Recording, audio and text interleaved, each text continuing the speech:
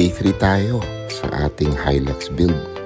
So balik tayo dito kay FSR Autoworks, hari ng 4x4 and off-roading.